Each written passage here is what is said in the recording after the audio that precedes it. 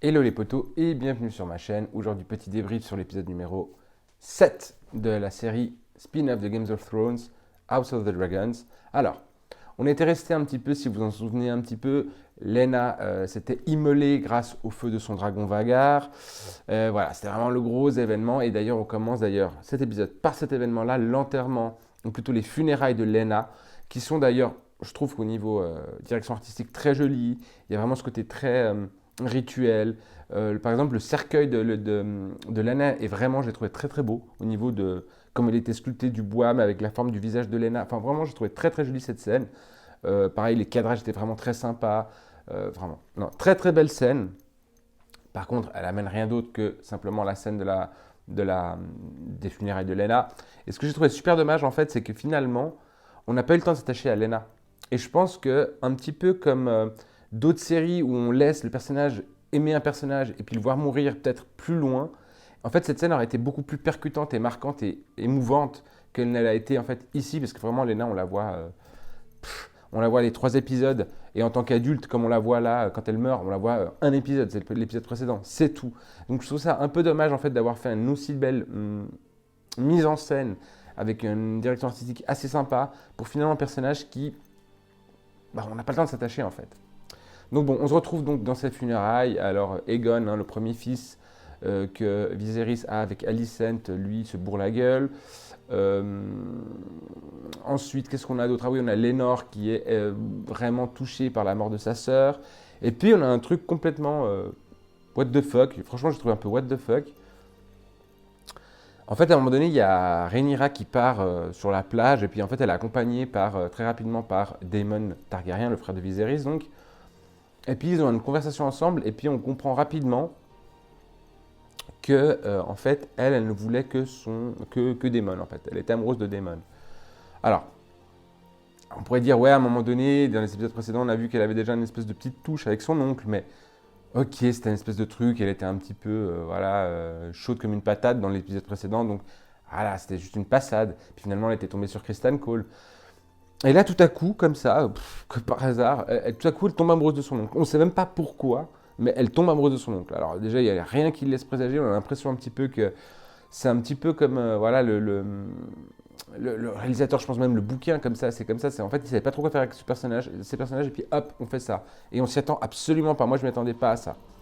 En revanche, chose que je m'attendais, on voit de nouveau Aemon, hein, donc le second fils de Viserys et de Alicent, qui, rappelez-vous, lui avait beaucoup de mal à trouver un dragon, il n'arrive pas à en trouver un pour lui. Et puis je m'étais dit, je suis sûr que lui, il va se choper le dragon de Lena. Et bah bingo, il est arrivé sur le dragon de Lena qui était en train de dormir sur les bords de la plage de haute mer. Et puis il réussit à dompter le dragon en l'espace de 3 secondes. Ce qui est déjà très étrange, étant donné qu'on sait que dans les épisodes précédents, quand même, ça demande un certain savoir-faire déjà d'une, et que de deux, c'est pas son dragon, que c'est pas un jeune dragon. Donc bon, c'était un petit peu vite plié, genre la destinée les a enfin croisés, etc. Bref. Et du coup, il réussit à monter sur ce dragon, et puis à faire une espèce de Harry Potter sur le hippogriffe, hein, une espèce de truc, voilà, il kiffe être sur le dragon. Et puis en revenant, en fait, dans le château de Haute-Mer, il va croiser la route des 2 jumelles de Lena et de Daemon, hein, qui, elles, vont accuser Aemon d'avoir volé le dragon. Une bagarre entre enfants va démarrer entre deux, puis là, ça va être Lucerys et Jaehaerys, donc les fils de Rhaenyra, qui vont prendre la défense des jumelles, et puis il va y avoir une lutte, et puis dans la bagarre, il me semble que c'est Lucerys ou Jaehaerys, je ne sais plus lequel c'est, mais bref, il sectionne l'un des yeux de Aemon, donc Aemon perd un œil, et puis voilà, lutte de gamin, et puis ensuite il y a une espèce de, comme un conseil un petit peu, où il y a le roi, il y a tout le monde est contre tout le monde. Alicent, là on voit vraiment le visage d'Alicent qui commence un petit peu à se dessiner, on voit qu'elle est de plus en plus proche de Larys Fort. Rappelez-vous, Larys Fort, il avait commandité la mort de son père et de son frère, Arwyn Fort, mais c'est devenu le maître des chuchoteurs. Donc on voit qu'elle est de plus en plus proche de lui. Son père, d'ailleurs, en parlant de Otto Hightower, le père d'Alicent, au début de la série de l'épisode, c'est la main du roi. On ne sait pas pourquoi. On sait que ça avait été un peu évoqué dans les épisodes précédents quand Lionel Fort voulait laisser sa place de main. Et puis là, tout à coup, on retrouve Otto Hightower. Il revient de nouveau un petit peu comme l'amourette entre Daemon et Rhaenyra, ça tombe un petit peu comme ça, comme un cheveu sur la soupe, de nouveau. Enfin bref, voilà. Donc il y a une espèce de, je reviens sur le conseil, où Alicent est hors de elle, en fait elle est hors d'elle, elle est vraiment en colère. Elle exige que on sectionne l'un des yeux des enfants de Rhaenyra. Et d'un autre côté, on a le roi quand même qui, lui, c'est pas qu'il veut se voiler la face, hein, il sait très bien que les enfants de Rhaenyra ne sont pas de Lénore, mais voilà, il est obligé de garder la face et de dire que c'est vraiment les vrais héritiers du trône de fer futur. Donc, il essaie un petit peu de ménager la chèvre et le chou, hein, le roi. Il fait que ça d'ailleurs depuis le début de la série. Toujours trouver une solution pour que tout le monde soit content. Et en fait, plus il fait, et plus c'est la merde. Et enfin, bref. Finalement, Alicent, lors d'une altercation avec Rhaenyra, va blesser Rhaenyra avec un couteau. Et puis, on voit que justement, les relations avec Viserys et Alicent, eh ben, elles vont vraiment manger, quoi, quand même. Parce que quand même, elle a blessé sa fille, qui sera en plus la future reine, qui est l'héritière du trône. Donc voilà. Après, autre chose qui est très étrange, alors on voit à un moment donné une scène aussi où il y a Rhaenyra et Daemon qui parlent. Et Rhaenyra veut se marier avec Daemon. Donc, je vous dis, c'est super arrivé, super vite. De tout à coup, elle veut se marier avec lui déjà direct. Sauf que, en fait, elle est mariée avec Lénore. Et donc, la seule manière, selon les lois, pour qu'elle puisse épouser Daemon, c'est que Lénore meure. Donc, ils vont monter, en fait, Rhaenyra en tout cas, va monter une espèce de guet-apens, de faux guet-apens contre Lénore. Et en fait, il va y avoir un mercenaire, entre guillemets, qui va aller attaquer Lénore et qui va le tuer, entre guillemets. Et puis suite à cette scène-là, en fait, on voit Lénore qui s'est rasé la tête, accompagné de son copain, rappelez-vous, qui doit être un des commandants de la garde des Vélarions, qui partent ensemble dans une chaloupe et puis qui partent au large. En fait, ils s'enfuient. Et du coup, en fait, Lénore est passé pour mort. Il part en réalité avec son copain. Et du coup, Rhaenyra, étant donné qu'elle est veuve, elle peut épouser Daemon, chose qu'ils font. Donc voilà. Au-delà de ça, honnêtement, je trouve qu'encore une fois, un personnage de perdu qui n'a jamais eu vraiment un grand intérêt parce qu'on a l'impression qu'encore une fois, que ce soit le J.R.R. Martin ou même dans la série, il ne lui donne aucune importance. Je trouve que c'est dommage parce que Lénore a pu être hyper intéressant. C'était quand même pour moi l'un d'une grosse figure des Vélarions. Il y avait Corlys Velaryon et il y avait Lénore. Et là, boum, Lénore. À mon avis, on ne va pas le voir tout de suite. Hein. À mon avis, c'est vraiment cassé. Il va se casser sur, j'en sais rien, sur Essos ou au-delà des degrés de pierre parce que justement, ils en parlent vite fait.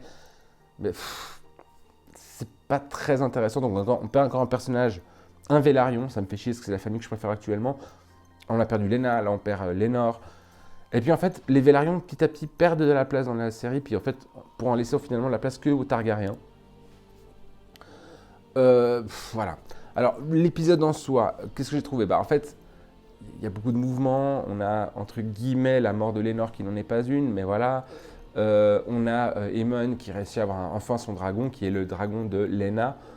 Ce que je trouve un peu complètement stupide. J'aurais trouvé plus logique autre chose que ça. Là, tout à coup, qui en plus n'a aucun lien Aemon et Laena. Mais bon, bref, il a son dragon qu'il arrive à, comme je vous disais, à dompter en 3 secondes, qui est déjà bien, qui appartient déjà bien à Laena, puisqu'elle l'a eu quand elle était petite. Donc, ces choses comme ça, je trouve que c'est des facilités scénaristiques qui arrivent trop vite. Alors après, bien évidemment, on peut dire que c'est le bouquin qui est comme ça. Soit, je trouve que du coup, sur ce bouquin, J.R.R. Martin a fait de la merde. Personnellement, je trouve qu'il y a beaucoup de choses comme ça, de facilités scénaristiques, des trucs qui sont hyper prévisibles. Genre, à un moment donné où j'ai vu Aemond arriver, qui descendre et s'échapper des funérailles de Laena, je savais déjà qu'il allait chercher un dragon, que c'était celui de Laena, parce qu'il fallait vraiment que Vhagar, le plus grand dragon qui existe à ce moment-là, il faut qu'il appartienne à quelqu'un. Et donc, il l'a donné à Aemond. Ok. Après, on reste toujours dans ce truc, qui se marie avec qui, le sang de qui appartient à le sang, est-ce que les enfants... Enfin bref, on a encore une fois dans cette espèce de truc à la Santa Barbara ou à la Feu de l'amour. Je trouve que ça manque encore une fois de patates, cette série. Ça manque de personnages intéressants. Aemond, pour l'instant, est assez intéressant. Larys, à voir, il est assez intéressant, mais on ne le voit pas beaucoup. Alicent commence à devenir intéressante, je trouve. Cette espèce de personnalité qui petit à petit devient comme son père. Finalement, la seule chose qu'elle veut, d'ailleurs, ils ont une conversation ensemble à un moment donné, Alicent et son père, où vraiment leur but c'est de détruire les Targaryens, de prendre la place sur le trône de fer. C'est vraiment ce qu'ils veulent, hein, les Hightower. Donc on a cette Alicent qui va dans cette direction-là, avec une actrice d'ailleurs, je trouve, qui joue plutôt pas mal, parce qu'on a quand même cette espèce de dualité entre devenir la future reine sur le trône de fer, ou en tout cas mettre ses enfants sur le trône de fer, et puis la reine quand même qui finalement, elle se pose elle-même la question si elle est capable de faire ça. Enfin, je sais pas, je trouve que l'actrice, elle joue très très bien. Rhaenyra, je trouvais qu'elle était assez inintéressante dans cette série, dans cet épisode-là. Voilà. Et puis voilà, on reste dans cette espèce de truc feu de l'amour. Encore une fois, on parle que des Targaryens. Les Velaryon, vous voyez, petit à petit, ils disparaissent. Enfin, j'ai beaucoup de mal dans le 7e épisode. On arrive bientôt à la fin de la saison 1. Et j'ai énormément de mal à coller à cette série. J'arrive pas. Je trouve qu'il y a trop de prévisibilité, pas assez de personnages intéressants, pas assez de cliffhangers surprenants. Voilà, le truc de Lénore, pareil, qui allait mourir, entre guillemets, qui était finalement pas mort pour pouvoir s'échapper avec son amant. Je le voyais venir un petit peu aussi. Donc voilà, je trouve que c'est une série qui manque de tout ça. Encore une fois, je n'ai pas lu le bouquin, donc je ne peux pas dire si c'est le bouquin ou la série, mais voilà, je trouve que elle me sauce pas, quoi, cette série. J'ai du mal à être saucé par cette série, j'ai du mal à vraiment à rentrer dedans. Donc voilà, j'ai fait un petit peu le tour de ce que je voulais dire. Alors si vous avez aimé la vidéo, n'hésitez pas à mettre un petit pouce, ça fait du bien. Vous pouvez vous abonner à la chaîne et activer la petite cloche de notification pour être au courant de mes prochaines vidéos. Et puis glissez un commentaire ou si vous avez des questions ou des remarques, je les lirai et je vous y répondrai bien volontiers. Voilà, j'ai dit ce que j'avais à dire. Mais en attendant, prenez soin de vous et bye bye.